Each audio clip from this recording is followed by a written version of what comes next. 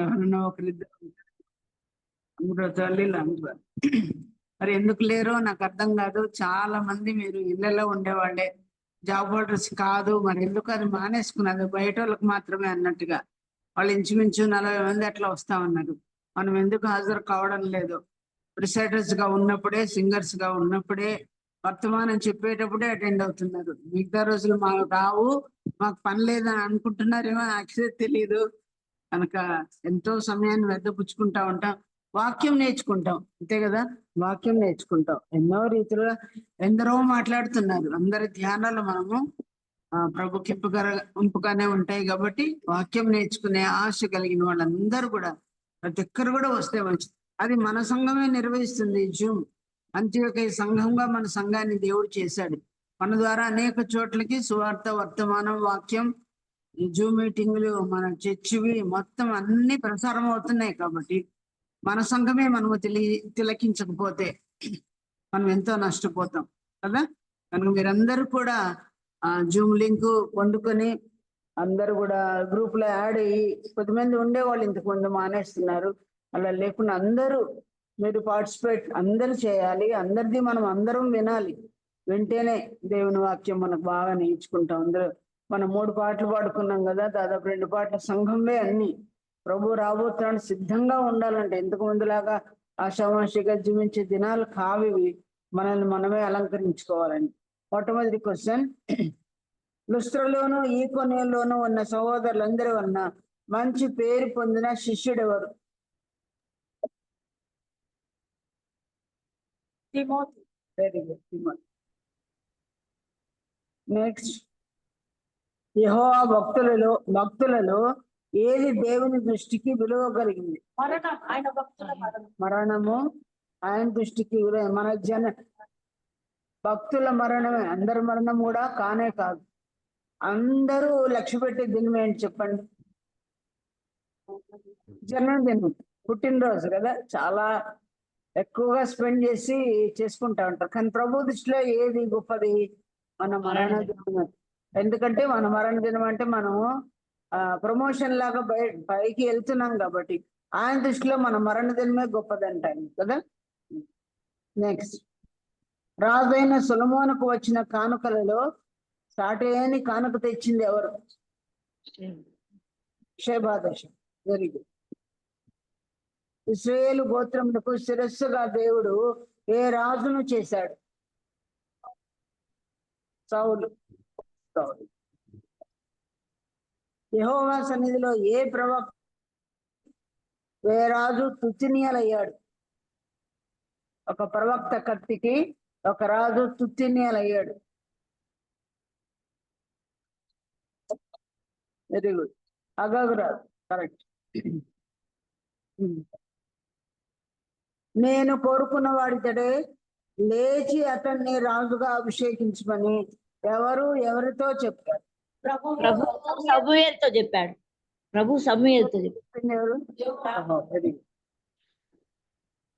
మా సహోదరులైన యూదులను మా శక్తి కొలది విడిపించమని చెప్పిన అధికారి బైబిల్లో. చమత్కారంగా వాయిద్యం వాయించే వాయిద్యకారకుడు బైబిల్లో ఎవరు? దావీదు మహారాజు. దావీదు. అధికారికి రావాల్సిన సొమ్ము తీసుకొనని అధికారి బైబిల్లో ఉచితంగా సేవ చేసిన భక్తుడు పౌలు గారు.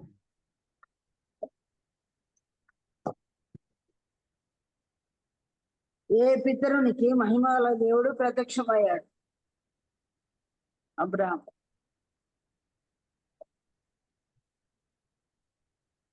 మొట్టమొదటి 2 భార్యల పేర్లు బైబిల్లో ఏది? భర్త పేరు లేదు. ద్వితీయోపదేశ కాండంలో మోషే ఎన్ని మెసేజెస్ చెప్పాడు అని డేవిడ్ గారు చెప్పారు. మన ద్వితీయోపదేశ కాండం 3 మెసేజెస్. అది most neglected book in the Bible ఏది? ద్వితీయోపదేశ కాండం. హోరేబు నుండి కాదేశ్ బర్నే వరకు ఎన్ని దినముల ప్రయాణం? ఎవరో మన జూమ్ లో 3 దినాలు అన్నారు. 11 దినాలు. Very good. సరే, నెక్స్ట్ ఇవి పాత క్వశ్చన్స్, ఇప్పుడు కొత్త క్వశ్చన్స్.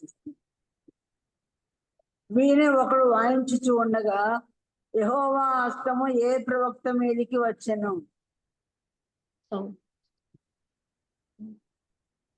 వీణే ఒకడు వాయించుచుండగా యెహోవా హస్తము ఏ ప్రవక్త మీదికి వచ్చెను? మీకు గుర్తు చేస్తాను సంభవము. యెహోషాపాతుతో యెహోరాము కలిపి నేను యుద్ధానికి వెళ్తున్నాను, నువ్వు వస్తావంటే అని అంటాడు. యెహోషాపాతు రాజు మంచివాడు కదా, నా గుర్రములు నీ గుర్రములే, నా జనులు నీ జనులే, నేను వస్తాను అని చెప్తూ ఒక మాట అంటాడు. ఆయన ఏమని? ప్రవక్తలు ఎవరైనా విచారిద్దామా దేవుని చిత్తమో కాదా అన్నప్పుడు, అప్పుడు ఈయన అంటాడు ప్రవక్త, ఏ ప్రవక్తను మీరు కనుక్కోవాలి, వాయిద్యకారుడు ఒకడిని పంపించండి అని అంటే వాయిద్యం వాయిస్తుండగా ఈ ప్రవక్త మీదకి యెహోవా హస్తం వస్తుంది.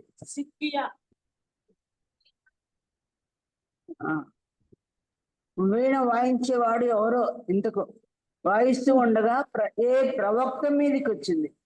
మీకా?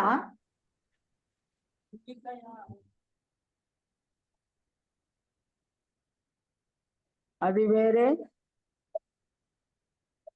ఎలీషా మీద. మీకు రెఫరెన్స్ కావాలంటే 2వ సమూయేలు 3:15, 2వ రాజులు 3:15. అమ్మా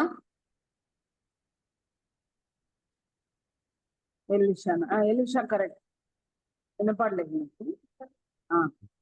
అది మీకు అయ్యేది కూడా మీరు చెప్పినట్టే ఉంటుంది. 2 ఇన్సిడెంట్స్ ఒకటే రీతిగా ఉంటాయి.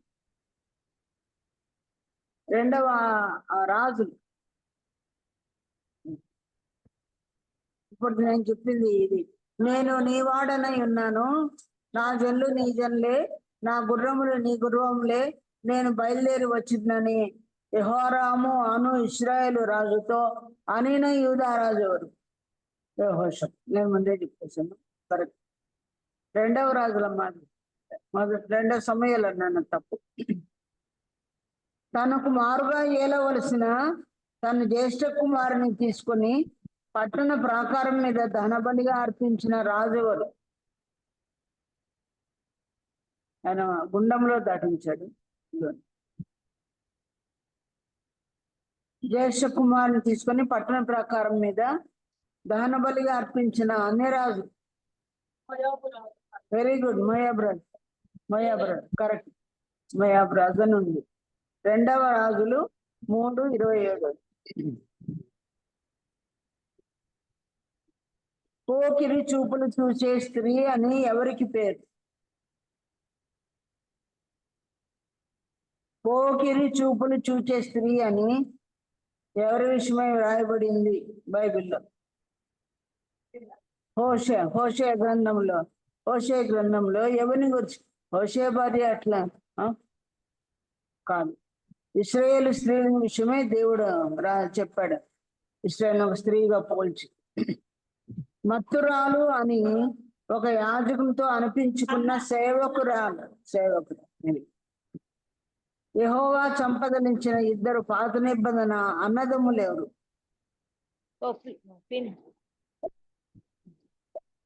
అన్నదమ్ములను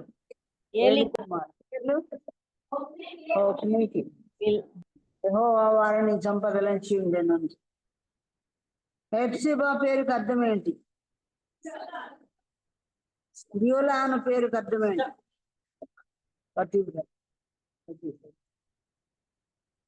పౌలు యొక్క పితరాచారం ఏంటి?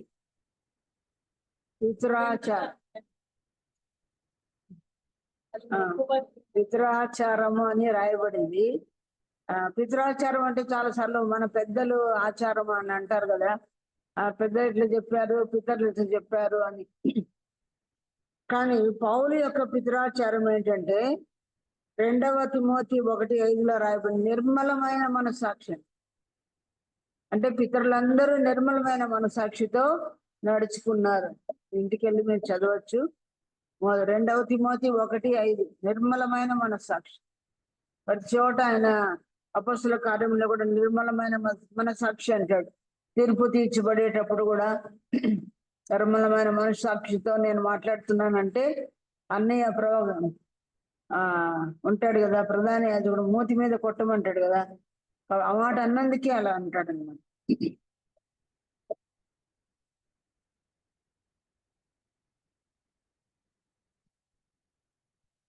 తన నోటి మీద కొట్టమని చెప్పిన ప్రధాన యాజకుడు అన్నయ్య. ఆ అన్నయ్యను కొట్టిన తర్వాత పౌలు ఏమని సంబోధించాడు తను?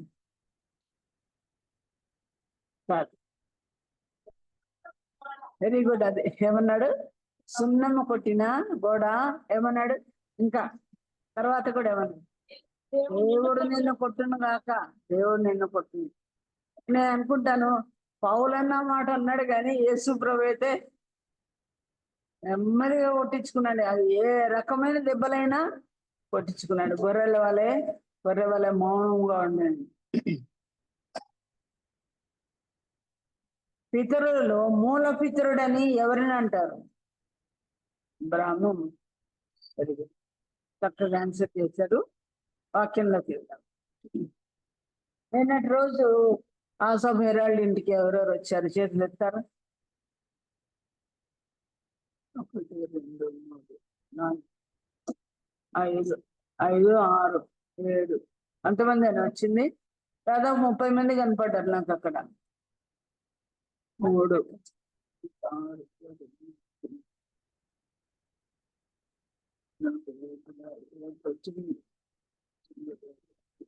అక్కడికి వచ్చినంత మంది కూడా రాలేదు. వచ్చేవాళ్ళు 30 మంది, ఈ రోజు ఎందుకో రాలేదు. ఒక్కటి పోయింది. ఇద్దరే, ఆసాఫ్ భార్య మన మంజుల, వాళ్ళిద్దరే ఊరికి వెళ్ళింది. మిగతా వాళ్ళని సుశీల వింటాము కదా, వాళ్ళంతా వృధుల రాదులే. ఇదంతా కూడా కానీ చాలా మంది వచ్చారు దేవుని సన్నిధిలో.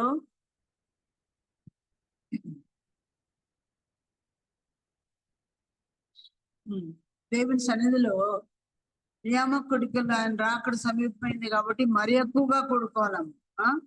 మరి ఎవరైనా ఇంటికి మనం పిలిచినప్పుడు అక్క నువ్వు తప్పకుండా రావాలని 1 2 మార్లు చెప్పారు అందుకే వచ్చినానని అంటారు. మనకు యేసుప్రభు ఎన్ని మార్లు చెప్పాడు?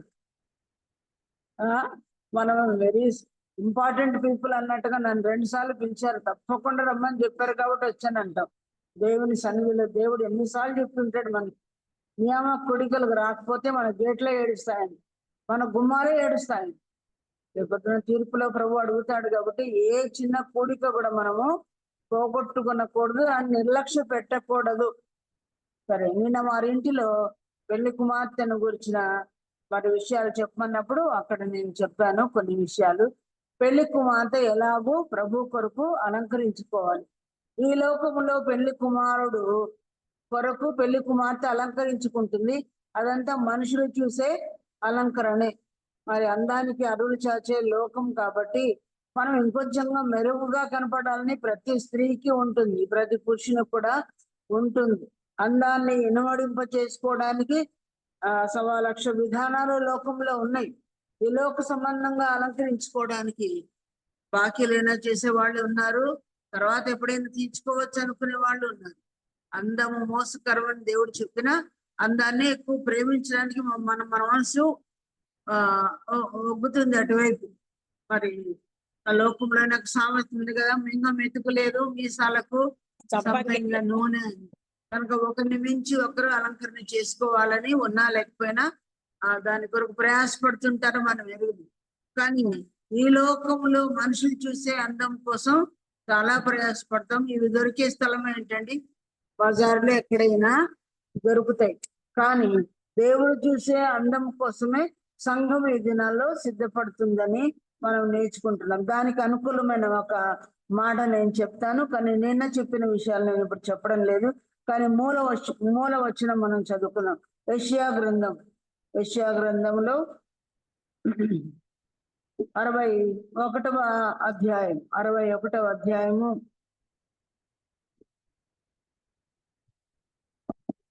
10వ వచనం ఎవరైనా గట్టిగా చదువుతారు.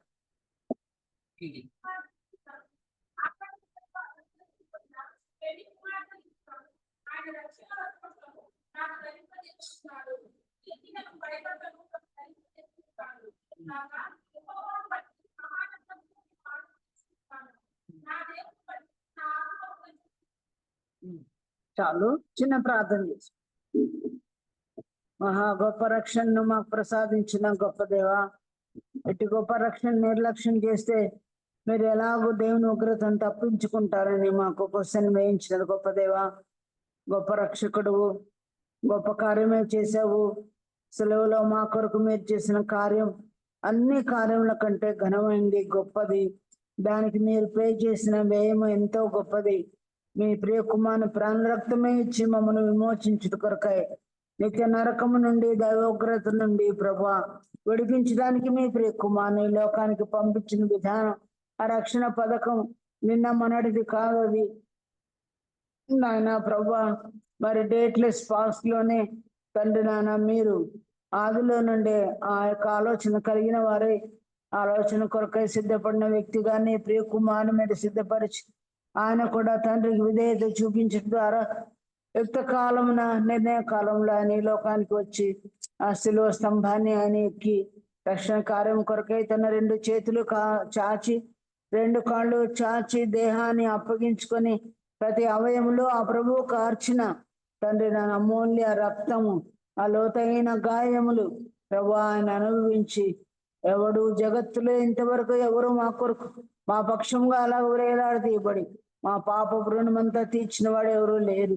రక్తం చిందించిందే పాపక్షమాపణ కలగదు అనే యొక్క సిద్ధాంతమును ఆయన నెరవేర్చాడు. తండ్రి యొక్క ఆనతికి ఆయన విధేయత చూపించి శ్రమను ఆఖరి వరకు సహించి రక్తమంతటిని చిందించి విప్పివలే మిగిలిపోయి మట్టి మీద ఉన్నది అక్షరాసం వలె ఆయన నిలిచిపోయినందుకు, సమస్తాన్ని సమర్పించుకున్నందుకు, మా రక్షణ కొరకై తల వంచినప్పుడెల్లా మిమ్మల్ని స్తుతింపబద్ధులమై ఉన్నాం. అది మాకు బోరు కొట్టదు. మా స్థుతులే మీరు కావాలని కోరుకున్నారు. మా స్థుతుల మీద, సంఘం యొక్క స్థుతుల మీద ఉదయం ఆసీనుడై ఉన్నారు. ఈ సాయంకాలంలో కూడా స్త్రీల పక్షంగా మా స్థుతుల మీద మీరు ఆసీనుడు కండి. మీ సన్నిధిని కోరుకుంటున్నాం. అలవాటుగా కాదు ప్రభు, ఒక స్పెషల్ గా మీ సందులో మేము కూడుకోవడానికి, మీ స్పెషల్ వర్తమానాన్ని వినడానికి మేము చెప్పాలేమో, మేము ధ్యానించలేమో, మేము వినలేము. మేము వినటకు కూడా శక్తి కావాలి. వినడం చెవులతో మాత్రమే కాదు, జీవితంలో అనుసరించి నడుచుకోవాలి. అలా నడుచుకోవడానికి ప్రత్యేక రీతిగా మనం దర్శించమని ఫిజులో తోడుగా ఉన్నారు. వినటకు చెవులు కలిగిన వాడు ధన్యుడని మీరు చెప్పారు నాన్న తండ్రి. 100% మరి మేము విధేయత చూపించుటకు మాతో మాట్లాడమని, ఆత్మకార్యము జరిగించమని, మాతో ఉండమని. రాని బిడ్డలు ఎందుకో అడపాదడపా రారు ప్రభు నాయన, రెగ్యులర్ గా రారు తండ్రి. కొన్ని ఇళ్లలో మీటింగ్లు అంటే శ్రద్ధగా వస్తున్నారు, అదేంటో మాకు తెలియదు. సంఘం అంటే నిర్లక్ష్యం, సంఘ కూడికంటే నిర్లక్ష్యం, అదేంటో మరి స్కిప్ చేస్తున్నారు ప్రభా. మీరు అక్కడ దినముల్లో మరి ఎక్కువగా కూడుకోమని చెప్తుంటే దాని సీరియస్నెస్, దాని ఇంపార్టెన్స్ బిడ్డలు గ్రహించుటకు సహాయం చేయండి నాన్న. అవును, దావీదు అట్లాంటి వాడు, చిరకాలం యెహోవా మందిరంలో నేను నివాసము చేస్తాను అన్న ఆశ, ఆ ప్రగాఢ వాంఛ మా అందరికి దయచేయమని, తొందరగా పెళ్లి కుమారుడుగా రాబోతున్న యేసయ్య కొరకు మమ్మల్ని అందరినీ సిద్ధపరిచి మాతో మాట్లాడి నిష్ప్రయోజకురాలను తగిన సిద్ధపాటు, నింపుదల, ఆత్మావేశం దేవా మీరే అనుగ్రహించి నడిపించమని మమ్మల్ని అందరినీ మీ చేతులకు అప్పగిస్తూ యేసు ప్రభు దివ్యనామమున స్తుతించి వేడుకొని ప్రార్థిస్తున్నాము తండ్రి, ఆమేన్. ప్రియ సోదరులారా, ఈవేళ మనం చదువుకున్న 61వ అధ్యాయంలో ఆ 10వ వచనం మన ఎదుట చదివి వినిపించబడింది. ఇక్కడ పెళ్లి కుమారుడు ఎలాగ అలంకరించుకున్నాడో ముందుగా రాయబడింది. పెళ్లి కుమారుడు యొక్క అందం, అలంకరణ ఎలాంటిది? యాజకుల పాగా ధరించుకున్న పెళ్లి కుమారుడు. ఎవరు పెళ్లి కుమారుడు? ఇక్కడ సంఘములకు పెళ్లి కుమారుడు మన ప్రభువైన యేసుక్రీస్తు. ఆయనకి ఏంటంటే అలంకారము పాగా. పాగా అంటే తల మీద ఉండే పాగా, యాజకులు ధరించే పాగా. ఈ పాగా కొత్త నిబంధనలో నీతి కవచం కదా, సర్వాంగ కవచం. సర్వాంగ కవచంకు పోల్చబడింది. మొట్టమొదటి ఏముంటుంది? రక్షణను శిరస్త్రాణం అని. ఈ పాగా రక్షణను సూచిస్తుంది. ఆ ఆ రక్షణ వచ్చింది రక్షకుడైన యేసు ప్రభు ద్వారానే కదా. ఆయన రక్షకుడు అని, ఆయన అలంకరణ రక్షించువాడు అని. యేసు అనగా తన ప్రజలని వారి పాపం నుండి తానే రక్షించిన గనుక ఆయన రక్షకుడు, రక్షణ పాగా ధరించిన వాడుగా మనం చూస్తున్నాం. ఆయనకేమో ఒకటే అన్నట్లుగా ఇక్కడ కనిపిస్తుంది. సర్వాంగ సుందరుడు ఆయనే. మొదటి అధ్యాయము ప్రకటన గ్రంథంలో ఆయన అలంకరణ అంతా రాయబడింది కదా, అవన్నీ మనం చదువుకోవచ్చు. కానీ ఇక్కడ ఒకటే చెప్పబడినట్లుగా ఉంది. కానీ కింద ఆ ఆ స్త్రీ అయిన సంఘం విషయంలో ఏమని రాయబడింది? ఆభరణములతో అలంకరించుకొనిన పెళ్లి కుమార్తె రీతిగాను, ఆభరణములతో అని ఇక్కడ రాయబడింది. ప్రభువుకి ఒక పాగా అన్నట్టుగా బయట రాయబడింది పైన, కానీ కింద ఆభరణములతో అలంకరించుకొనిన. ఆమెయే అలంకరించుకుంది. ఎవరు అలంకరించలే, దేవుడు కాదు, మరి ఏ ప్రజలు కాదు, మనల్ని మనమే అలంకరించుకున్న పెళ్లి కుమార్తె. ఏ ఏ ఆభరణాలు మనం అలంకరించుకోవాలా అని మన క్వశ్చన్. ఇప్పుడు ఏ ఏ ఆభరణాలు? లోకరీతి ఆభరణాలు చెప్పాల్సిన అవసరం లేదు.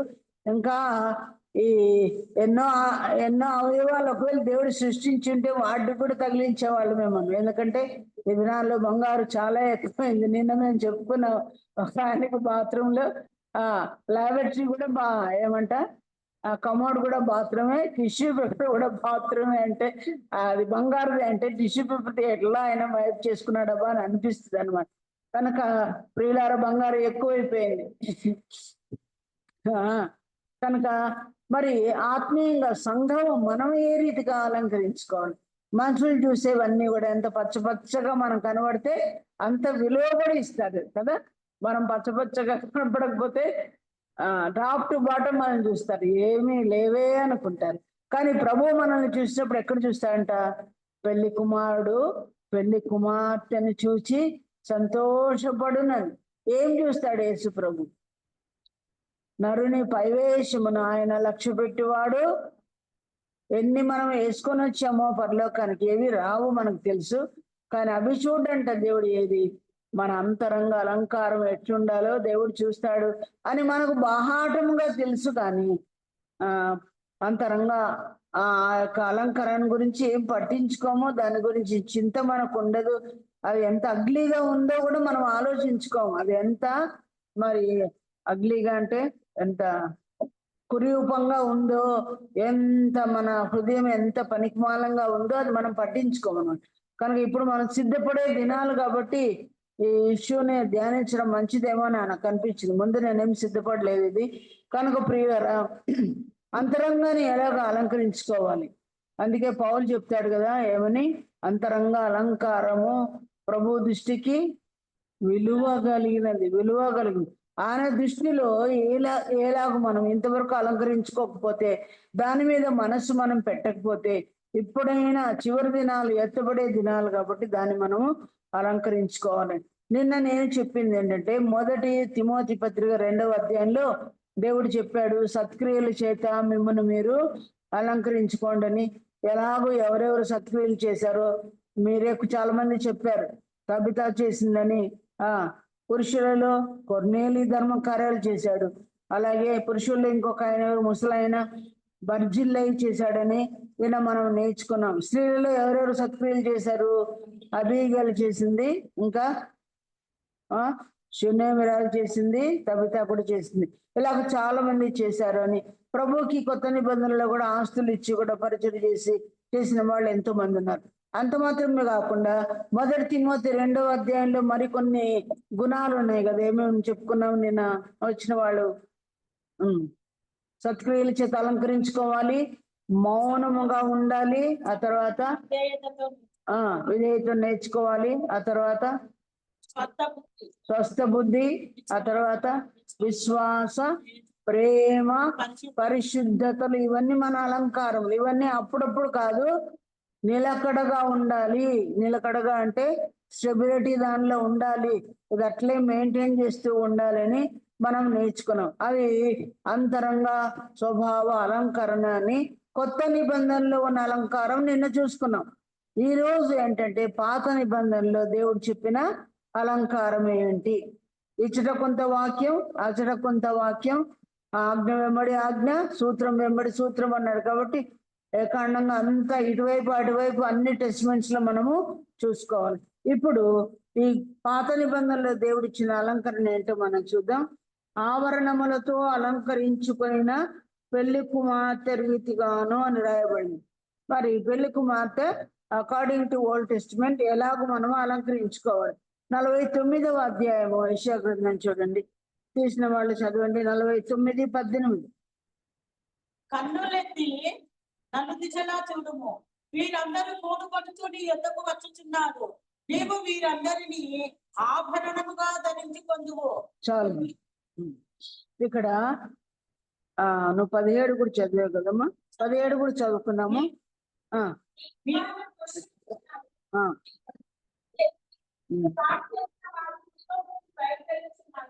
17లో నిన్ను నాశనం చేసిన వారు నీలో నుండి బయటికి వెళ్ళిపోతున్నారు. కింద 18లో ఏమైంది? కనులెత్తి నలుదిశలా చూడుము, వీరందరూ కూడుకొనుచు నీ యొద్దకు వచ్చుచున్నారు, నీవు వీరందరినీ ఆభరణముగా ధరించుకుందువు. పెళ్లి కుమార్తె వడ్డానము ధరించుకున్నట్లు నీవు వారిని అలంకారముగా ధరించుకుందువు. అర్థమైందా? ఎవరు బయటికి వెళ్ళిన వాళ్ళు? ఇశ్రాయేలును నాశనము చేసిన వారు బయటికి వెళ్తున్నారంట. ఇశ్రాయేల్ దేశాన్ని నాశనం చేసిన వాళ్ళు ఎవరెవరు చెప్పండి. ఇప్పుడు మీకు దానియేలు గ్రంథంలో ఉన్న ప్రతిమ గుర్తుకు రావాలి. ఇశ్రాయేల్ దేశంను నాశనం చేసిన శత్రువులు ఎవరు? ఫస్ట్ ఐగుప్తు కదా, 450 సంవత్సరాల తర్వాత బబులోను రాజ్యంలో నెబుకద్నెజరు. ఆ తర్వాత ఇద్దరు రాజులు ఎవరు? మాదీయ, పారసీక. ఆ ఉదరం అంతా ఎవరు? గ్రీకులు నాశనం చేశారు. తర్వాత 2 కాళ్ళు వచ్చాయి. 2 కాళ్ళలో రోమియోలు ఒకరు, మతపరమైన రోమియోలు ఒకరు, వాళ్ళు నాశనం చేశారు. ఆ తర్వాత రాబోతుంది 10 రాజ్యాల కూటమి వస్తుంది అది కదా. కనుక ప్రియులారా, వీళ్ళందరూ నాశనం చేసిన వాళ్ళే. నెబుకద్నెజరు అయితే మందిరమే పడగొట్టాడు. తీతు రాజు వచ్చి మందిర ఉపకరణములన్నీ కూడా తీసుకెళ్లాడు. నెబుకద్నెజరు భార్యలు కూడా కదా వాటిలో పానీయ పాత్రలుగా వాడుకున్నారు ఇవన్నీ. కనుక నిన్ను నాశనం చేసి నిన్ను పాడు చేసిన వారు నీలో నుండి వెళ్ళిపోయారు వాళ్ళందరూ. ఇప్పుడు రాజ్యం కొంత స్వాతంత్రం వచ్చింది, ఇశ్రాయేలు ఉన్నారు. కానీ ఇక్కడ 18వ వచనంలో దేవుడు ఏం చెప్తున్నాడంటే, కన్నులెత్తి నలుదిశలా చూడుము అంటే తూర్పు పడమర ఉత్తర దక్షిణలో నీవు చూడుము అన్నాడు. చూస్తే వీరందరూ కూడుకొనుచు నీ యొద్దకు వచ్చుచున్నారు. ఎవరు వీళ్ళు? వీరందరూ నీ యొద్దకు కూడుకుని వచ్చుచున్నారు, వారిని నీ వడ్డానముగా ధరించుకుంటావు అన్నాడు. ఎవరు వీళ్ళు? ఇప్పుడు 43వ అధ్యాయం 6వ వచనం. దీని మీద హస్తం మీ యొక్క చెయ్యి అలా పెట్టుకోండి. 43.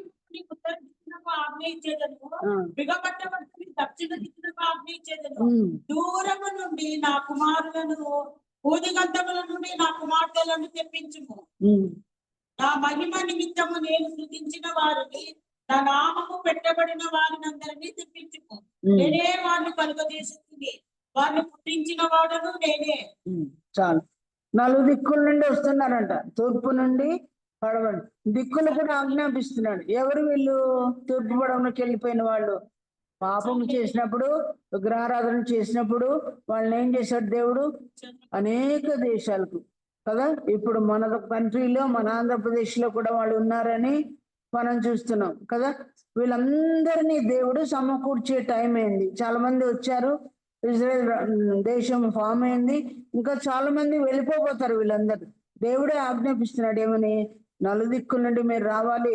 అసలు దిక్కులకి ఆజ్ఞాపిస్తున్నాడేమంట, అప్పగించమని ఉత్తర దిక్కును నా పిల్లల్ని పంపించేసేయండి అంటున్నాడు. బిగబెట్టవద్దని దక్షిణ దిక్కునకు ఆజ్ఞాపించి అందరినీ రమ్మని దేవుడు చెప్తున్నాడు. అందుకనే గువ్వరెక్కల వాళ్ళే వాళ్ళు వస్తారు అన్నట్లుగా అనేక ఏరోప్లేన్స్ ఎక్కి వాళ్ళు ఇంకా రాబోతున్నారు, సమకూడబోతున్నారు. సరే, వీళ్ళు నా కుమార్తెను తెప్పించమని అన్నారు. వీళ్ళందరినీ దగ్గరకు వస్తారు. ఇశ్రాయేల్ దేశమా, వీళ్ళందరినీ నువ్వు ఎలాగ ధరించుకోవాలి? ఇప్పుడు మళ్ళీ 49వ అధ్యాయంలోకి వద్దాం. నీవు వీరందరినీ ఆభరణముగా ధరించుకుందువు అని దేవుడు చెప్తున్నావు అని అంటూ, పెళ్లి కుమార్తె వడ్డానము ధరించుకున్నట్లు నీవు వారిని అలంకారంగా ఉంచు. అంటే ఎవరు వీళ్ళు? ఇశ్రాయేలీయులకు పిల్లలు. మరి పిల్లలు చెదిరిపోయి ఉన్నారు కదా అనేక కంట్రీస్ లో. 250 మరి దేశాలు ఉన్నాయని ప్రపంచంలో చెప్తున్నారు. ఇంక పిల్ల దేశాలు ఎన్ని ఉన్నాయో మనకు తెలియదు. అవన్నిట్లో ఉండి ఈ పిల్లలు నీ దగ్గరకు వస్తారు. వీరే నీకు వడ్డానము, వీరే నీకు ఆభరణము అని దేవుడు చెప్పాడు. దీనిలో మనకేంటి పాఠం?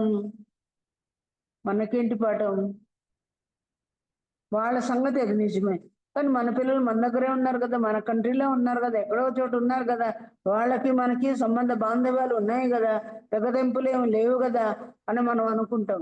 దీనిలో మనకేం పాఠం అనేది మనం చూద్దాం. ముందు వాళ్ళ సంగతి మనం చూద్దాం. చూడండి, మరి వీళ్ళు వచ్చారు కదా, వీళ్ళని గురించి ఈ పిల్లలు లేనప్పుడు ఇశ్రాయేలు జనాంగం అనేది ఒక స్త్రీకి పోల్చాడు దేవుడు. ఆమె ఏడుస్తుందంట పిల్లల కోసం. ఆమె పేరేంటి? రాహేలు. ఇర్మియా గ్రంథం అధ్యాయం చెప్తారా? 31వ అధ్యాయం. ఇర్మియా, దీని మీద కూడా మీ చేయి అట్లే ఉంచుకోండి. ఇర్మియా 31వ అధ్యాయము 15వ వచనం. ఆ స్త్రీ పిల్లలు లేరు, 70 ఏళ్ళ నుంచి దూరంగా ఉన్నారు. ఆ తల్లి ఎలా ఏడుస్తుందో మాట చదువుదాం అదంతా కూడా.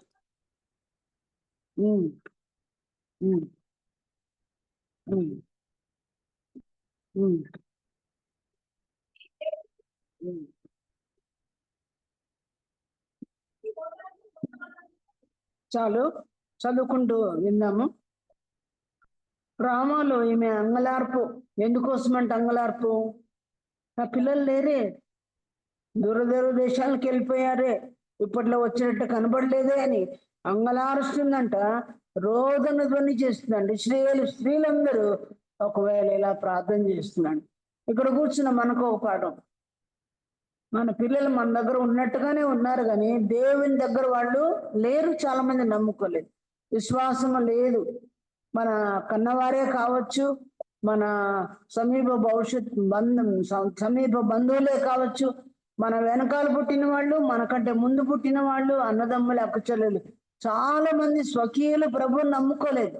అలాంటి వారు తిరిగి రావాలంటే ఎవరిలాగా అంగలర్చాలి? మనము రాహేలులాగా మహారోదన ధ్వని చేయాలి. ఇర్మియా 9వ అధ్యాయంలో కూడా రోదన చేసి స్త్రీలను మీరు కనుగొనడి, వివేక సంబంధమైన స్త్రీలు వాళ్ళే అన్నారు. ప్రియులారా, మన ఇళ్లలో నమ్మని వారు, ప్రభుకు దూరం అయిపోయిన వారు ఎంతో మంది ఉన్నారు. తప్పిపోయిన కుమారులు ఎంతో మంది ఉన్నారు. వారి కొరకు ప్రతి తల్లి కూడా ఇట్లా మహారోదన, అంగలార్పు చేసే స్త్రీలుగా మనం ఉండాలి. వాళ్ళని గురించి ఆమెకు ఓదార్పు లేకుండానే ఏడుస్తా ఉంది. కన్నీరు మున్నీరుగానే ఏడుస్తా ఉంది. అందుకు దేవుడు ఏమి చెప్తున్నాడు? 16వ వచనంలో చూడండి. యెహోవా ఇలా ఆజ్ఞ ఇచ్చుచున్నాడు, ఏడవక ఊరుకుని.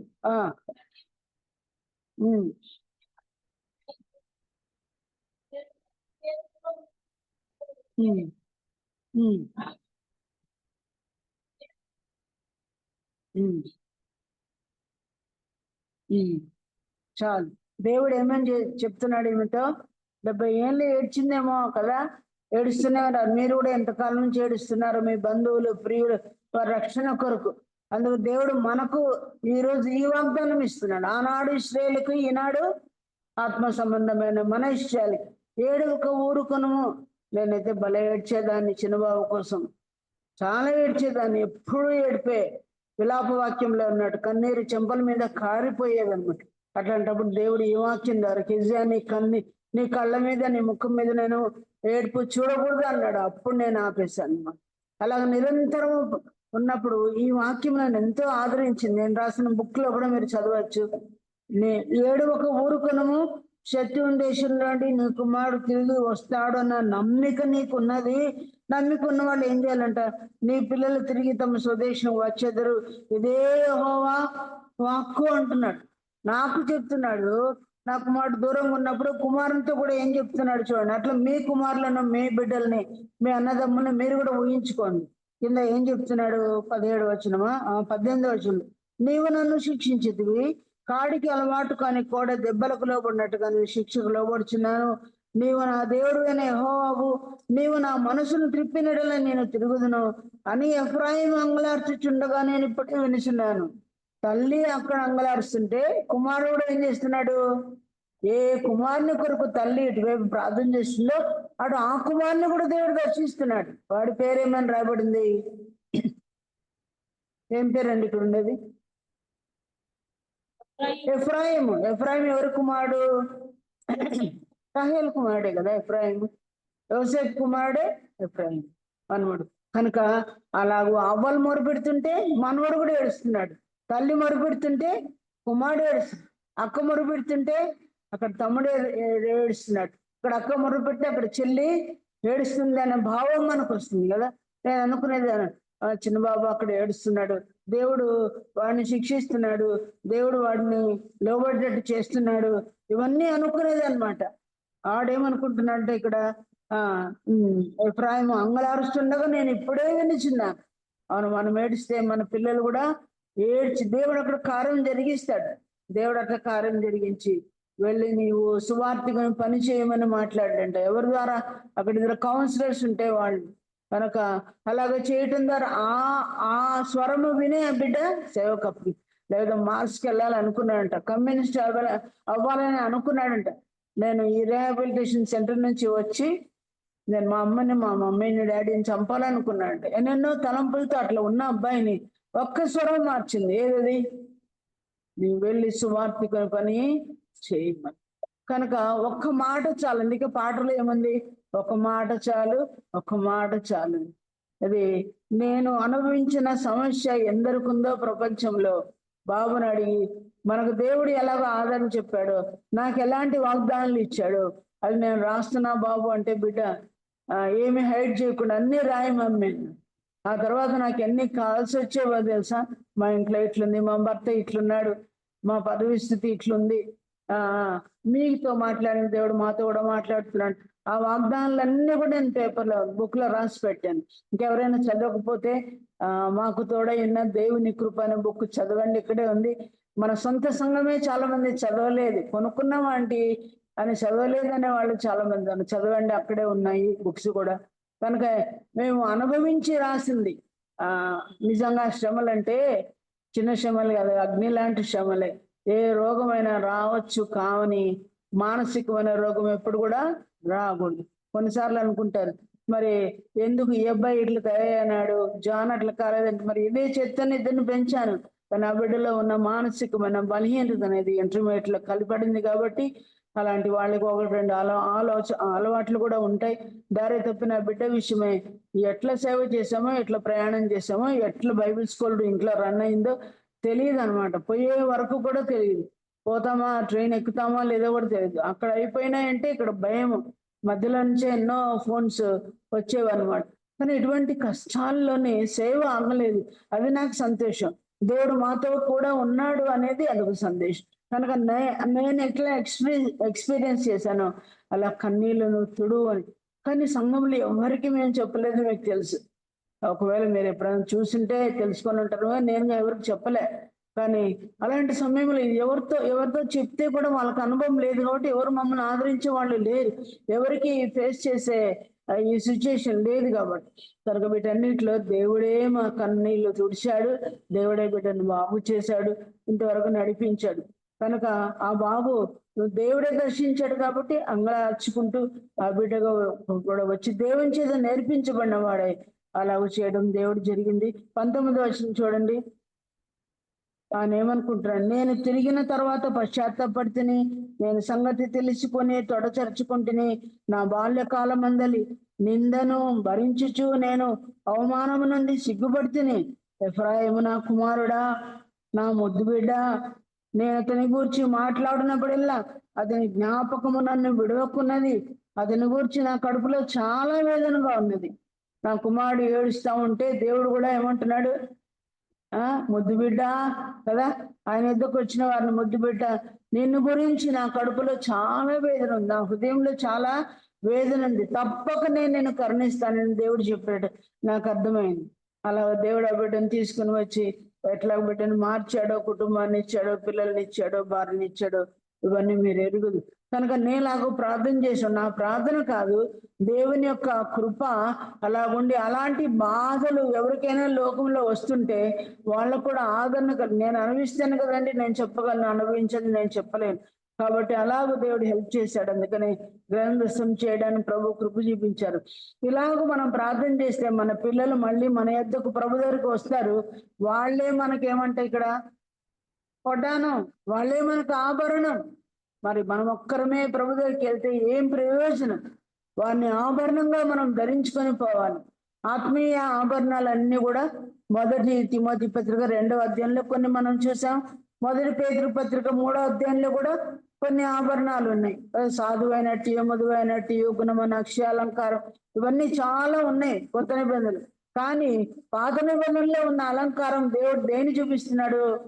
నీ పిల్లలే, నీ బంధువులే, నీ అన్నదమ్ములే, అక్క చెల్లెలే, ఇంకా నీ కోడళ్ళే, నీ అల్లుళ్ళే. వాళ్ళకు సంగలార్పు కార్చాలి. ఎవరికో ప్రేయర్ ఎవరికి ఇచ్చి చర్చిలో ఇస్తే వాళ్ళు ఏదో 2-3 లైన్లు, ఒక లైన్ చేస్తే కొట్టేస్తారు ప్రార్థన అంతా.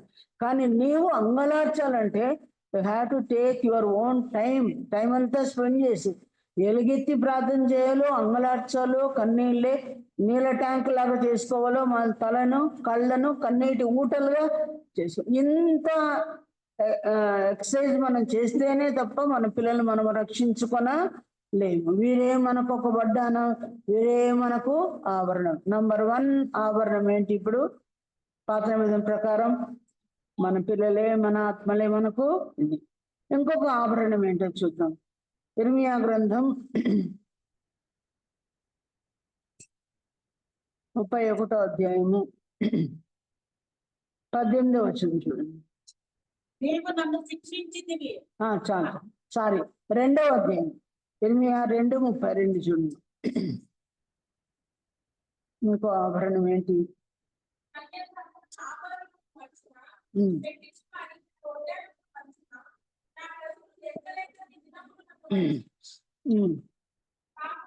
చాలు చాలు చాలు. పెండ్లి కుమారి తన వడ్డానమును మరచిన నా ప్రజలు లెక్కలేనన్ని దినములు నన్ను మరచి ఉన్నారంటే ఎవరు ఇక్కడ వడ్డానం? ప్రభువే. ఇశ్రాయేల్ అంట లెక్కలేని దినాలు మర్చిపోయారంట దేవుడు. అవునా? అసలు ఇశ్రాయేల్ మోషే వచ్చినప్పుడు మోషే చెప్తున్నాడు, దేవుడు నాకు ప్రత్యక్షమై చెప్పాడు. ఆ దేవుని పేరేంటి అని అడుగుతారు వాళ్ళు. దేవుని పేరే తెలియకుండా మర్చిపోయాను. ఎంత అధ్వానంగా మర్చిపోయారు కదా. నా ప్రజలు లెక్కలేనన్ని దినములు నన్ను, ఏం పేరంటే ఏం పేరు చెప్పమన్నాడు దేవుడు? ఉన్నవాడను అనవాడను. ఇంత అధ్వానంగా మన జీవితంలో కూడా మనం మర్చిపోతున్నామేమో ఆలోచించి. పేరు గుర్తుంది, యేసుప్రభుని గుర్తుంది, యెహోవా దేవుడని గుర్తుంది, ఆయన సహస్రనామాలు మనకు గుర్తున్నాయి, తెలుసు బాగా తెలుసు. కానీ ఎన్నిసార్లు ప్రార్థన మర్చిపోలేదు, ఎన్నిసార్లు బైబిల్ మర్చిపోలేదు, ఎన్నిసార్లు ఆయన మేలు మర్చిపోలేదు, ఆయన చేసిన సహాయాలు మర్చిపోలేదు. మనం లెక్కలేని దినాలు. పేరు మాత్రం తెలుసు, వాక్యం తెలుసు, 66 గ్రంథాలు కూడా తెలుసు. మనం మర్చిపోనట్టుగా, గుర్తుపెట్టుకునే ఉన్నట్టుగా ఉన్నాము, కానీ అనుభవంలో లేకుండా, దాన్ని జరిగించకుండా, ప్రార్థన చేయకుండా, సోదరి ఎన్నాళ్ళేంది లోతైన ప్రార్థన చేయకుండా, పట్టుదల ప్రార్థన చేయకుండా, ఏదో కాపాడు ప్రభా వెళ్తున్నాను అంతేనా? షార్ట్ ప్రేయర్ మాత్రమేనా? అప్పగించి బైబిల్ చదువుకుని ఎంతకాలం అయింది? పట్టించుకునేటట్టు ప్రార్థన చేసిన ఎంతకాలం అయింది? డీప్గా ప్రార్థన చేసి ఎంతకాలం అయింది? కనిపెడుతూ చేసే ప్రార్థన ఎంతకాలం అయింది? అవసరాన్ని బట్టి ప్రార్థన చేసుకోవడం, వెళ్ళిపోవడం, క్యాలెండర్లో వాక్యం తీసుకొని వెళ్ళిపోవడం, ఇట్లానే ఉరుకులు పరుగులు జీవితంతోనే ఉన్నావా? ఎన్నాళ్ళైంది ఆయన మర్చిపోయి. కష్టం వస్తే కాళ్ళ వేళ్ళ పట్టుకొని అప్పుడు వ్రతం చేసినట్టు చేస్తా ఉన్నాం, కానీ అనుదినము ఆయన మర్చిపోయిన పరిస్థితులు ఎన్నున్నాయి. ఇంకో చోట ఆమోస్లో, హోషియాలో దేవుడు 4:6 చూడండి.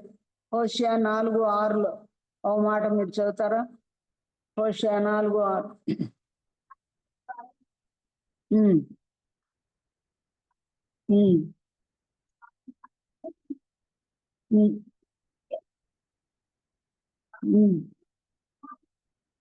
ఎంతకాలం అయింది ధర్మశాస్త్రాన్ని మరచి?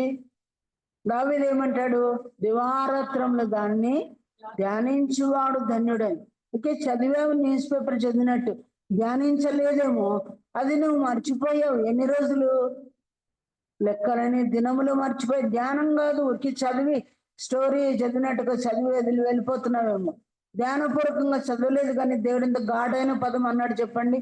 నా ధర్మశాస్త్రం నువ్వు మర్చిపోతేవు గనక నేనును నీ పిల్లలను మరిచేదను. అమ్మో, మనకి ఎంత పెద్ద రోగం వచ్చినా పెద్దగా అంత సీరియస్ గా పట్టించుకోము, కానీ మన పిల్లలకి ఒక పొడి జ్వరం వస్తే ఎంత దిగులో, మందులు లేవే కదా, ఇవి లేవే అనుకుంటాం. ఎవరు డాక్టర్ దగ్గర పోవాలంటాం, ఎన్ని ఆలోచనలు చేస్తాము. నేను నీ పిల్లల్ని మరిచేదని అంటున్నాడు దేవుడు. ఎందుకు? నువ్వు నా ధర్మశాస్త్రం మరిచావు, నన్ను మరిచావు, నా సన్నిధిని మరిచావు. చాలా మంది వారంలో ఒక రోజు వస్తారు, ఇంకోసారి రారు. నియామ కూడికలు మొదటి నుంచి సంఘం స్థాపించబడినప్పటి నుంచి, మా చిన్నప్పటి నుంచి చూస్తున్నాం. మన సంఘంలో 2 బైబిల్ స్టడీలు. ఏవి? ఒకటి మంగళవారం, ఒకటి గురువారం, అదనంగా శుక్రవారం ప్రార్థన కదా. ఆ తర్వాత స్త్రీల మీటింగ్ ఎప్పటి నుంచో ఉంది, యూత్ మీటింగ్ ఉంది, బైబిల్ సండే స్కూల్ అన్నీ ఉన్నాయి. ఇవన్నీ ముందు నుంచి ఉన్నవే. వీటిలో ఎవ్వరు కూడా దేన్ని నిర్లక్ష్య పెట్టడానికి వీలు లేదు. విధానంలో మనం ఆయన సన్నిధిని మరిస్తే, స్త్రీల కొడుకుని మరిచామా? యూత్ మీటింగ్ మరుస్తున్నారా పిల్లలు? ఆరాధన కొడుకు అందరూ కుప్పలు తెప్పలుగా వస్తున్నారు కదా. కొద్దిమంది ఆలస్యంగా వస్తున్నారు, కొద్దిమంది ఆరాధన అయితేనే వెళ్ళిపోతున్నారు. ఎప్పుడు బిజీనే, ఎవరు బిజీనే వాడు. కొద్దిమంది అనుకుంటున్నారు మేము ఆధారం చాలా దూరము, మేము ఆదివారం ఒకటే వస్తామని. స్కూల్స్, కాలేజెస్ చాలా దూరం కదా. కొద్దిమంది టీచర్లు కార్లు కూడా అరేంజ్ చేసుకుని పోతున్నారు. మరి అది రోజు పోతామే.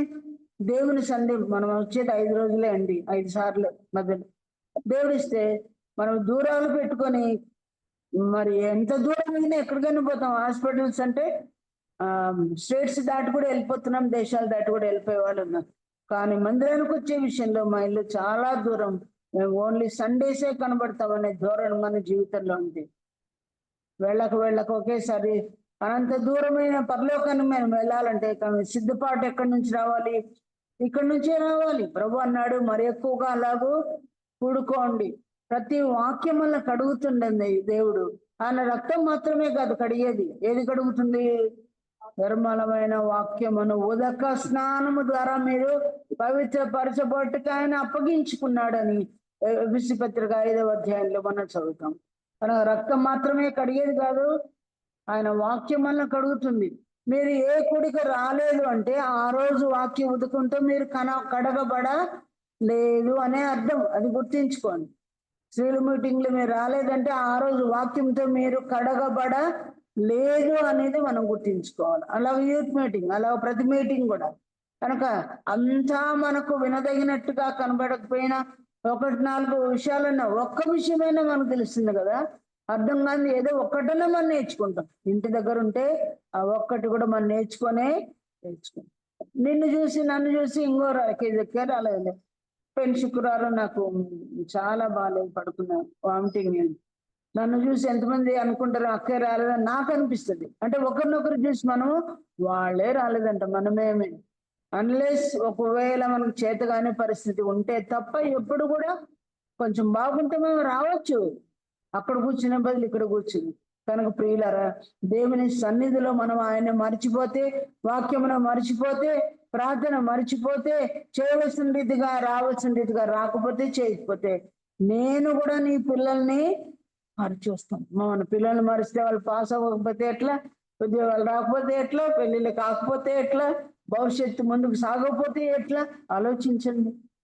మనల్ని బట్టి మన పిల్లలకు నష్టం వస్తుంది అనే విషయాన్ని గుర్తెరగాలి. మనం ఇక్కడ రాకపోతే నాకేలా నష్టం అనుకుంటాం, మన పిల్లలకు నష్టం అనేది తల్లులమైన మనం తెలుసుకోవాలి.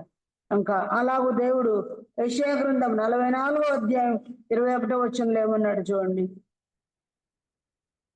మనం ఆయన మర్చిపోతున్నాం, వడ్డానమైన ఆ ప్రభువుని మర్చిపోతున్నాం, ఆ ఆభరణం లేకుండా మర్చిపోతున్నాం. ఆ ప్రభు ఏమంటున్నాడు? 44:21.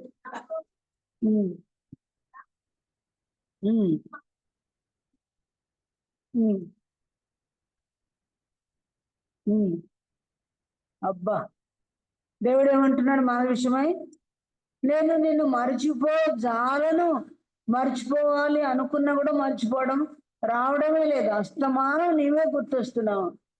రజని నీవే గుర్తొస్తున్నావు కదా, రాణి నీవే గుర్తొస్తున్నావు, ఇంకెవరు, కొండమ్మ నీవే గుర్తొస్తున్నావు. ఆగిపోతుంటే ఎవరున్నారో మీరే నాకు గుర్తొస్తున్నారు. మీరు నన్ను మర్చిపోతున్నారు. నేను నిన్ను మర్చిపో జాలను. ఇక్కడున్న మనం ఒక్కొక్కరు మన పేరుని పెట్టుకొని రాసుకోండి. నిన్ను నేను మర్చిపో జాలను.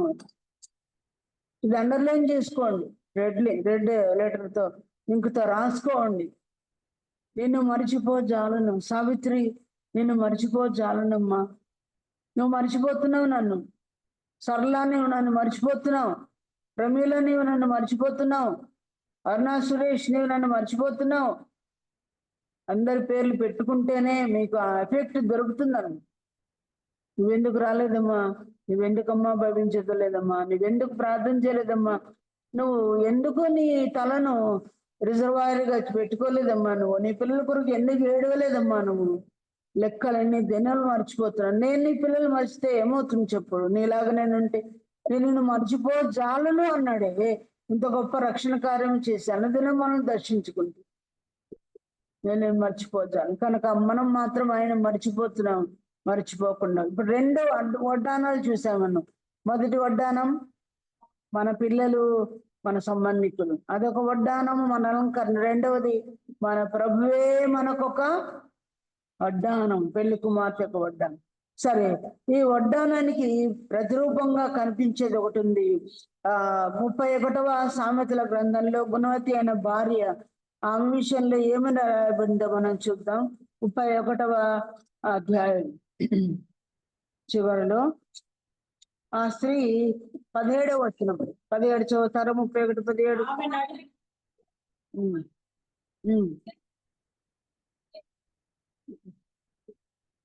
ఆమె నడకట్టు చేత నడుము బలపరుచుకొని, నడుమును బలపరుచుకోవడానికి నడికట్టు.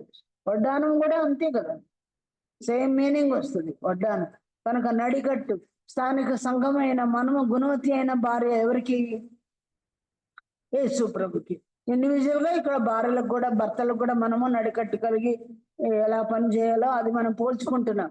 మరి ప్రభువుని మనం సంధింపబోచున్నాము కనుక మనం అందరము బలము కట్టుకొని, నడికట్టు చేత బలం తెచ్చుకొని బలముగా చేతులతో పనిచేయాలి. కింద ఒక చేతితోనే కాదు, ఆమె చేతులతో అనుంది. దీనులకు చెయ్యి చాపును, దరిద్రులకు 2 చేతులు చాపునని కదా. దాన ధర్మాల విషయంలో 2 చేతులు, పనులు చేసే విషయంలో పొలం పనులు, ఇంటి పని, వంట పని, అన్ని పనులు కూడా 2 చేతులతో బలముగా పనిచేస్తున్నందుకు కారణం ఏంటి? నడుముకి ఏం కట్టుకుంది? నడికట్టు కట్టుకొని. మనందరికి బంగారు లేదు, వడ్డానాలు మనకు లేవు, కానీ నడికట్టు దేవుడు మనకి ఇచ్చాడు. ఆత్మీయమైన నడికట్టు ఏంటి? పేతురు తన పత్రికలో ఏమని రాస్తాడు చూడండి. 1 పేతురు ఈ భాగం మీద మేము చేయట్లు పెట్టుకొని 1:13 చదువుతారా? నడుము అంటే అర్థం ఏంటి?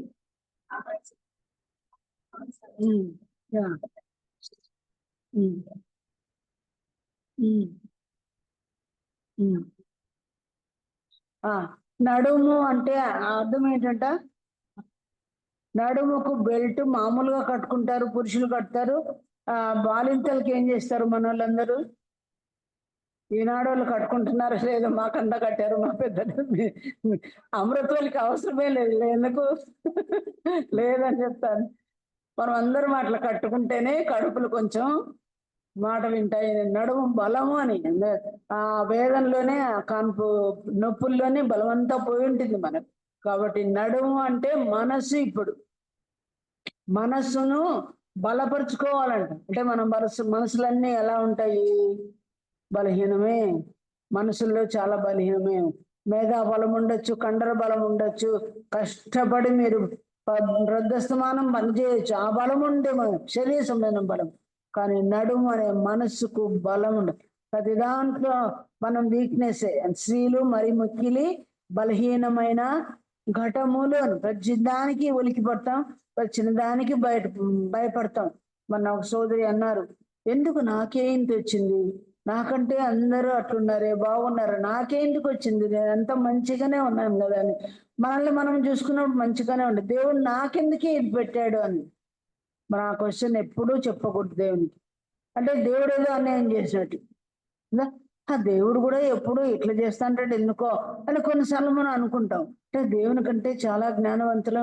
దేవుడు ఏదో అన్యాయం, యోబు అన్నాడు ఏమని, దేవుడు అన్యాయము చేయుట అసంభవము, ఎందుకో తెలియదు, ఎందుకు వచ్చినా ఈ ఆపదలు ఆయనకు తెలియదు. అట్లా మనకు కూడా ఎందుకు ప్రత్యేకంగా కొన్ని శ్రమలు పంపిస్తున్నాడు. ఎందుకు నాకెందుకు రావాలా కుమారుని విషయంలో, ఎవరికి చర్చలు అట్లా లేవే, బంధువులకి ఎరుగే నేను అనుకోవచ్చు, కానీ అది నాకు పంచి ఇచ్చిన శ్రమ. ప్రతి వాడికి అవసరం బట్టి నానా విధములైన శ్రమలు దేవుడు పంపిస్తాడు. దాంట్లో తన కృపను తొలగించడు. శ్రమలన్నీ మనకు మహిమకరములే. రేపొద్దున పరలోకంలో సూర్యునిలాగా, చంద్రునిలాగా, నక్షత్రాల్లాగా వెలిగిపోవాలంటే కారణం శ్రమలు మహిమకరములు, మహిమను తెస్తాయి. కొన్ని దేవుళ్ళ ఫోటోలు చుట్టూ వెలిగేసింటారు కదా చుట్టూ, అట్లా పరలోకంలో మనం వెలగాలి అంటే కారణం ఎవరు ఎక్కువ శ్రమలు పొంది ఉంటారో ఏ రకంగా వారికే వెలుగు ఎక్కువగా ఉంటుందని దేవుని వాక్యం చెప్తుంది. అందరికంటే మహిమ ఎక్కువ కలిగిన వాడు మన ప్రభు అయిన యేసుక్రీస్తు. ఆయన చుట్టూ ఉన్న కూర్చున్న మనం కూడా అట్లాంటి మహిమ, ఒకప్పుడు పాపం చేసి పోగొట్టుకున్నాము, తుది ఆదాయమైన యేసుక్రీస్తు ద్వారా మహిమను తిరిగి పుంజుకునే భాగ్యం ఈ శ్రమల ద్వారా దేవుడు మనకి ఇస్తున్నాడు. చాలాసార్లు వీక్నెస్ బయటికి బాగా కనపడినట్టుగా ఉంటాం బలంగా, లోపల చాలా బలహీనత ఆత్మీయంగా చాలా ఉంటాం. ఏదైనా చెప్తే కొన్నిసార్లు నాకు వాక్యాలు రావక అసలు చాలా గడగడ వణుకుతాను మైక్ ముందర అని అంటారు. అందరికీ ఉంటుంది ఆ బలహీనత. నిలబడే వరకు ప్రభు అన్ని బలహీనతలు తీర్చి మన నోరు విప్పే దేవుడుగా ఉన్నాడు. కనుక మనము నడుము అనే మనసును బలపరుచుకోవాలి. ఈ బలము కూడా మనకు ఒక అలంకారం, అది ఒక నడికట్టే, అది ఒక మనకు ఆభరణమే, అది ఒక వడ్డానమే. బలమైన మనస్సును కలిగి ఉండాలి, దృఢమైన మనసు. అది కూడా ఆ మాట 1:13 చదివేవు కదా, ఆ మాట తిరిగి చదువు.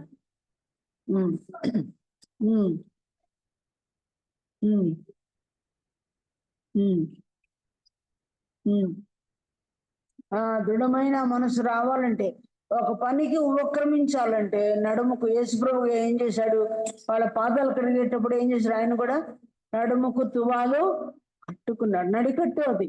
కనుక దేవుని కొరకు మీరు పని చేయవలసి వచ్చినప్పుడు, ఒక సాక్ష్యం చెప్పాలన్నా, ఒక వాక్యం చెప్పాలన్నా గడగడ వణుకొస్తుంది. అక్క ఇంకొక ఆమెనింది, అక్క నేను మందులు చాలా మింగుతాను, అందుకే నాకు చాలా రిమెంబరెన్స్ ఉండదు. ఆ మందులు అందరూ మింగుతున్నామమ్మా, అందరు నువ్వు చెప్పే ఎన్ని టాబ్లెట్స్ మిగతావో అంతటి భయం ఎక్కువ మింగేవాళ్ళు చాలా మంది. దాన్ని బట్టి సాకులు, కుంటి సాకులు మనం చెప్పుకోకూడదు. నేనెవరో తెరవమో నేను దానిని నింపుతాను అన్నాడు దేవుడు. కనుక మనం ఎప్పుడు బలహీనమో అప్పుడే మనము బలవంతులమని ఎవరు చెప్పారు? పౌలే చెప్పాడు. నేను ఎప్పుడు బలహీనో నేనప్పుడు బలవంతుడను, శక్తి సంపన్నుడే ఆయన రాబోతున్నాడు. తన శక్తిని మనకి ఇస్తాడు, తన బలాన్ని మనకి ఇస్తాడు. ఆ బలము అనే మనస్సును బలపరుచుకొని ఒక వడ్డానంగా, ఆభరణంగా కలిగి దేవుని పనికి ఆ టవల్ కట్టుకున్నట్టుగా కట్టుకొని మనం ఉపక్రమించాలి. నాకు ఇది చేత కాదు అనడానికి లేదు. ఏ సమయంలో ఏ పని దేవుడు అప్పగించినా ఆ పని కొరకు మనం అలాగా నిలబడాలి. చివరిలో ఒక మాట చెప్పాలని అనుకుంటున్నాను. మనకందరికీ బలమునిచ్చేవాడు ఆయన. బలము నాది అనేది నాకు 2 మార్లు విడిపడనే వాక్యం లేదు. 2 మార్లు కాదు, ఎన్ని మార్లైనా బలం ఎవరిది? Strength belongs to God only. ఆయన మనకి ఇవ్వాలి. ఆయన మనకు ఆత్మీయ బలం కానీ, శారీరక బలం కానీ ఏదైనా ఆయన ఇవ్వాల్సింది. తర్వాత ఆయన మనల్ని బలపరిచాడు, మనకు నడికట్టుని ఇచ్చాడు, స్థిరమైన మనసును దేవుడు ఇస్తున్నాడు. కానీ ఆయన తన బలమునంతా ఏం చేసుకున్నాడు చెప్పండి? 22వ కీర్తనలో ఏమనుంది? నా బలము ఎండిపోయి చిల్ల పెంకు వలె. అన్ని రకమైన బలములు దేవుడు మనకిచ్చి తాను సిలువలో బలమంతా కోల్పోయినాడంట కదా, బలమంతా లూజ్ చేసుకున్నాడు. కానీ ఆయన బలమంతా పోయింది. చుట్టూ ఎవరి బలం ఉంది? కుక్కల బలము నుండి నన్ను విడిపించు. కుక్కలు, అన్ని జనులు బలమైన తమ నోర్లతో ఎన్నో మాటలు బలీయంగా పలికారు. గురుపోతుల కొమ్ముల్లో నుండి నన్ను విడిపించమన్నాడు. గురుపోతులకున్న బలం ఆయనకి లేదు. ఆ తర్వాత వృషభములు నన్ను చుట్టుకొని ఉన్నవి అనేకములు. వృషభములు వాళ్ళు కూడా కదా, భాషాన దేశం వృషభాల వాళ్ళ చుట్టూ మత పెద్దలు అందరూ కూడుకొని వీణిని సిలువేయమంటే వాళ్ళ కేకల బలమే గెలిచినట్టుగా చూస్తారు. ప్రభు బలం పోగొట్టుకున్నాడు, రక్తము పోగొట్టుకున్నాడు, తన ప్లాస్మా అంతా చెమట రక్త బిందువులాగా కారిపోవడం అన్ని మనం చూస్తున్నాం. మహిమను ఎప్పుడో విడిచిపెట్టుకున్నాడు, సింహాసనాలను విడిచిపెట్టుకు అన్ని పోగొట్టుకోవడమే. ప్రభువును లూటీ అయిపోయినాడు యేసు ప్రభు. అన్ని మన కొరకు చిందించాడు. వస్త్రాలు కూడా విడిచిపెట్టుకున్నాడు, తండ్రిని విడిచిపెట్టుకున్నాడు. అన్ని పోయినాయి, ఏమీ లేవు. స్వరూపం లేదు, సొగసు లేదు, అందం లేదు, ఏమీ లేదు. ఒళ్ళ మీద బట్ట లేదు, పైన నీడ లేదు కదా, సింహాసనము లేదు, తండ్రి లేడు, శిష్యులు లేరు కదా. ఉన్నా యోహాను ఏమి చేయలేకపోయినాడు. తనకు ప్రియులారు అందరూ పలాయనం చిత్తగించి వెళ్ళిపోయినాడు. అవన్నీ మన కొరకు ఇచ్చాడు. ఆయన ఎంటీ అయిపోయాడు కదా. ఆయన మన కొరకు ఖాళీ చేసుకున్నాడు కాబట్టి ఇవన్నీ మనకిచ్చాడు.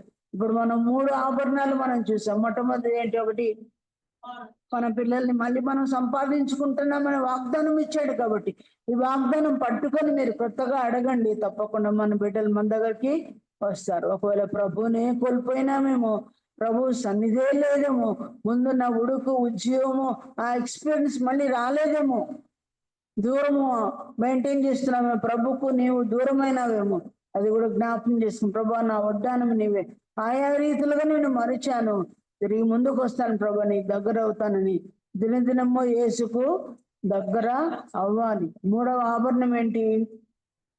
మన శరీరంలో బలహీనతలు మనసులో ఎన్నో ఉంటాయి. బలము అనే నడికట్టు ఆభరణం అనేది కూడా మనం కలిగి ఉండాలి. మనం చదువుకున్న 61వ అధ్యాయంలో ఏమని రాయబడింది చూడండి. కింద ఇంకొకటి ఉన్నాయి కదా, 61:10 చదువుకున్నాం కదమ్మా. 61:10లో ఆయన రక్షణ వస్త్రమును నాకు ధరింపచేసి ఉన్నాడు, నీతి అను పైబట్ట నాకు ధరింపచేసి ఉన్నాడు. ఆ పెళ్లి కుమార్తెకున్న బట్టలలో ఒక బట్ట పేరేంటిది? అది పైన రక్షణ వస్త్రమైన రక్షణ ఉంది మనకి. ఆ తర్వాత నీతి రక్షణ మాత్రమే ఉంది, నీతి ఉందా? నీతి అనేది పైబట్ట అంట. మనకు కూడా ఇన్నర్ గార్మెంట్స్ ఉంటాయి, అవుటర్ గార్మెంట్స్ కూడా ఉంటాయి కదా. మరి ఆ పైబట్ట, నీతి అనే పైబట్ట ఉందా? ఇది కూడా ఒక ఆభరణమే. వస్త్రాలు కూడా ఒక అలంకరణ సంబంధమైనవే కాబట్టి నీతి అని ఉందా? ఏంటి నీతి అంటే? మనకు చాలా వచనాలు ఉన్నాయి, మనం అన్ని చదువుకోలేము. ఈ ఆజ్ఞలన్నింటినీ అనుసరించినట్లు అది మీకు నీతి అన్నాడు దేవుడు కదా. దేవుడు ఇచ్చిన ఆజ్ఞలన్నింటినీ అనుసరిస్తే అదే మన జీవితంలో నీతి అంట. అదే నీతి అనే మైమరువు, అదే సర్వంగ కవచంలో ఒక ఆభరణం, ఒక వస్త్రం అన్నమాట. నీతి ఉందా? అన్ని ఆజ్ఞలు అనుసరించామా? సకల ఆజ్ఞలు చొప్పున నడుచుకొని చిన్న పాత నిబంధనలు ఎదురు భార్యాభర్తలు ఉన్నారు. ఎవరు వాళ్ళు? యోహాను సువార్త 1వ అధ్యాయంలో జకర్యా భార్య ఇద్దరు సమఉజ్జీలుగా ఉన్నారు. సకల విధులైన ఆజ్ఞలు చొప్పున నడుచుకుంటూ దేవుని దృష్టికే వాళ్ళు నీతిమంతులుగా కనపడ్డారు. మరి అన్ని ఆజ్ఞలు ఆచరించావా? యేసు ప్రభు ఏం ఆజ్ఞలు ఆచరించాల్సిన అవసరం లేదు. కానీ యోహాను దగ్గరికి వెళ్ళి ఏమడిగాడు? నేను బాప్తిసం తీసుకుంటాను అంటే, నీకా నేను బాప్తిసం ఇచ్చేది అన్నప్పుడు, నీతి యావత్తు ఇలాగ జరుగుట మనకు తగి ఉన్నది, ఇప్పటికి కానేమో అన్నాడు ఆయన. నీతి యావత్ అంటే బాప్తిసం అనేది ఒక ఆజ్ఞ. తీసుకోకపోయినా ఆయనకి ఏం లోపం లేదు, కానీ మనకు మాదిరి చూపించడానికి ఆయన చేశాడు. ఇంకా బాప్తిసం ఎవరైనా తీసుకోలేదా? మన పిల్లలు తీసుకోలేదా? మన పెద్దలు తీసుకోలేదా? మా నాన్నగారు మా అందరు తీసుకున్న తర్వాత తీసుకోండి అభిప్రాయంగా. వాళ్ళు చిన్నప్పుడు వాళ్ళకి చిలకరింపే, కానీ ఆ తర్వాత మా పిల్లలు తీసుకున్నారే, నేను తీసుకోలేదు అనిపించింది, షేమ్ఫుల్ గా అనిపించింది అంట. ఏంటి ఇప్పుడు నేను తీసుకునేదని? ఆయన ఆజ్ఞకి విధేయత కలిగి ఇక్కడే జోసెఫ్ గారి దగ్గర తీసుకున్నారు. కనుక మీ ఇళ్ళలో పెద్దలు, మీ భర్తలు ఇంకా ఎవరైనా తీసుకోకపోతే, ముంచడం బాప్తిసం తీసుకోకపోతే వాళ్ళని కూడా మీరు తరుపెట్టండి. అలాగ మనం ఆజ్ఞను ఆచరిస్తేనే అది మనకు నీతి. భయపడొద్దండి ఎవరి కోసం అని ఆజ్ఞలు ఆచరించకు. అలా మీరు కూడా దశంభాగం ఒక ఆజ్ఞయే కదా, తగిన దానికంటే తక్కువ ఇస్తున్నారా? ఆజ్ఞను ఫుల్ఫిల్ చేద్దాం. దేవుని దగ్గర దొంగలిస్తే మనం దొంగలము. ఇలా ఎన్నో ఆజ్ఞలు ఉన్నాయి మీకు తెలుసు. ఏ విషయంలో దేవుని ఆత్మ మిమ్మల్ని రేపుతా ఉందో వాటన్నీ ఫుల్ఫిల్ చేసుకున్నాం. ఏ ఆజ్ఞ లోపం లేకుండా ప్రభు సన్నిధికి మనము వెళ్దాం. దేవుడు ఇలాంటి ఆభరణాలు మనకు అనుగ్రహించును గాక. ప్రార్థన చేస్తాం మనము.